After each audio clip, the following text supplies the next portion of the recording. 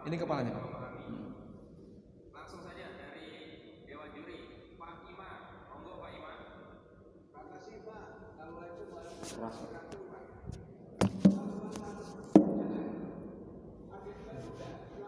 Openingnya belum Pak? Monggo Pak, langsung saja Pak, dipersilakan. Produknya spesial ini, monggo Pak. Oke. Assalamualaikum warahmatullahi wabarakatuh.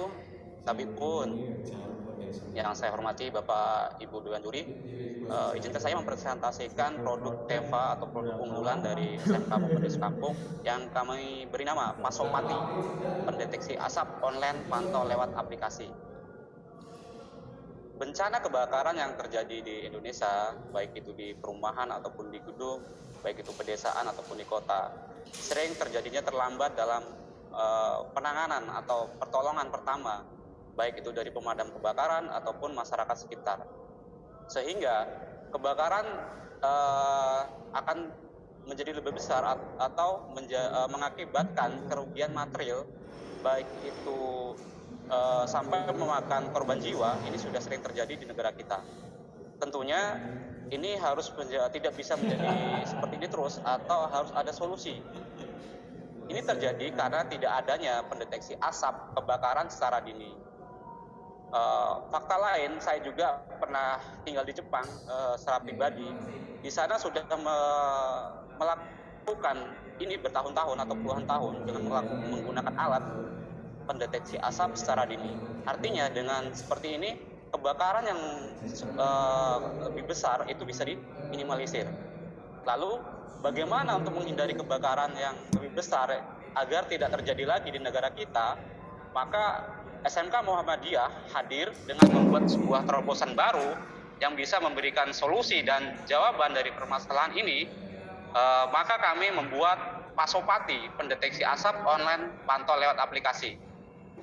Alat ini berbasis IoT yang terhubung dengan smartphone pemilik rumah ketika pemilik rumah tidak berada di rumah, sehingga alat ini bisa memberikan notifikasi kepada pemilik rumah melalui jaringan internet.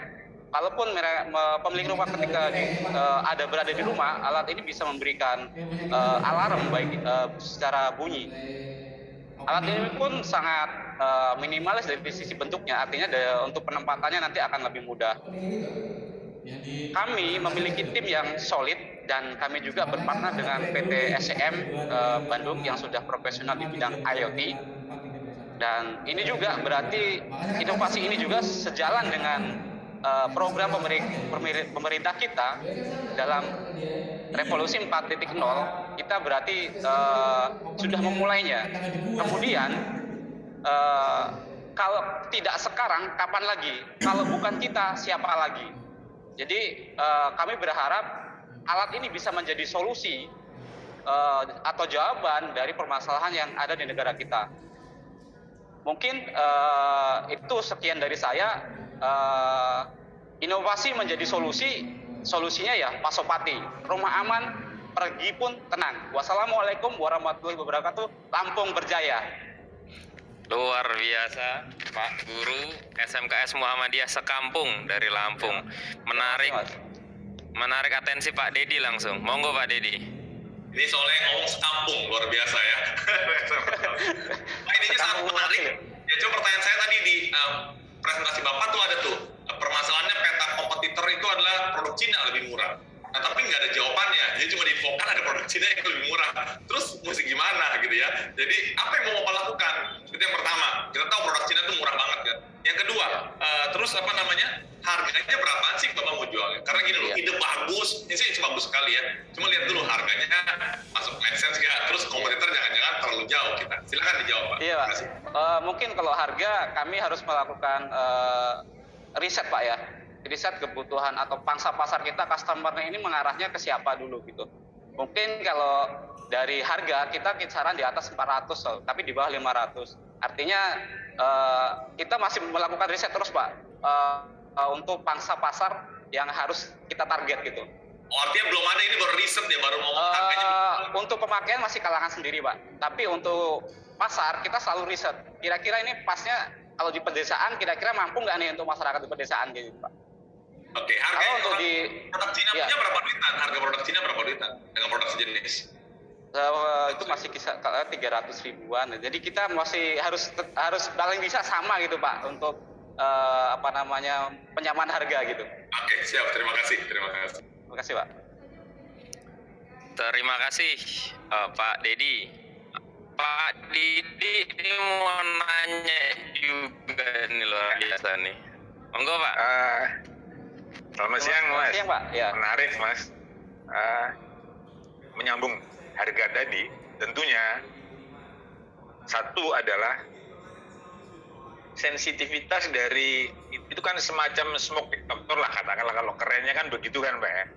Iya Pak. Nah, sensitivitasnya itu jarak antara alat tersebut dengan sumber asap itu berapa meter. Nah, itu pasti terkait dengan harga ya. Yang kedua, setebal apa asap itu baru bisa tercium sama dia. Maksud saya gini, kalau ini posisinya tinggi, kita ngerokoknya agak jauh, ya nggak bunyi. Iya Pak. Tapi sebenarnya itu bukan rokok, tapi itu potensi gitu. Kira-kira Potensi begitu. ya, potensi. Nah, Ya, benar. itu yang ingin kami tanyakan, yang selama ini Bapak lakukan itu berapa meter jarak dari barang tersebut, sensor tersebut dengan sumber atau namanya asap ya, apapun itu kan, bisa dari obat nyamuk, khawatirnya bisa beda gitu. Terima kasih. Kemarin kita coba untuk Belum Pak, pertama nambah dulu Pak. Iya, Nambah dulu. Nama sensor, menggunakan sensor apa Pak? Terima kasih. smoke Pak, smoke gas. Halo Pak. Monggo Pak, monggo.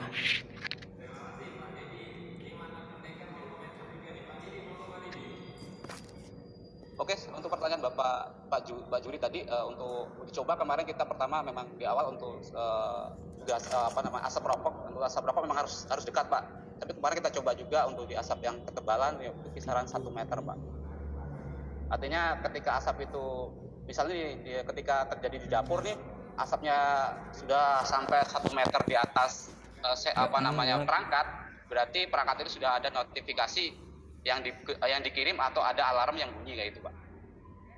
Artinya kan penempatan alat itu kan mendekati lah paling enggak Ya, potensi dari sumber kebakaran, asap. katakanlah Ya, begitu kan. Sumber asapnya Pak, ya.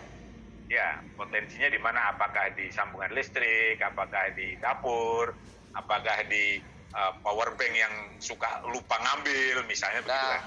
Kalau pengalaman saya di Jepang itu penempatannya ada di plafon Pak, karena yang sering terjadi kebakaran itu dimulai dari atas. Yes. Jadi saya pengennya nanti implementasi ini penempatannya ada di plafon. Itu secara real Pak, fakta. Saya tinggal di sana.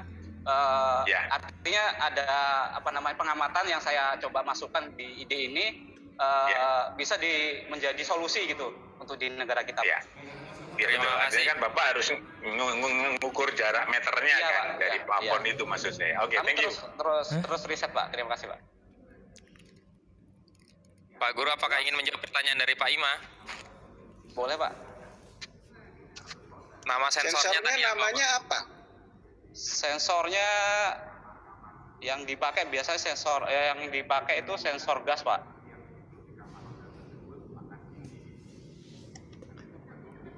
Nah iya kan memiliki nama merek, nama dagang apa? Apa nama spesifiknya apa?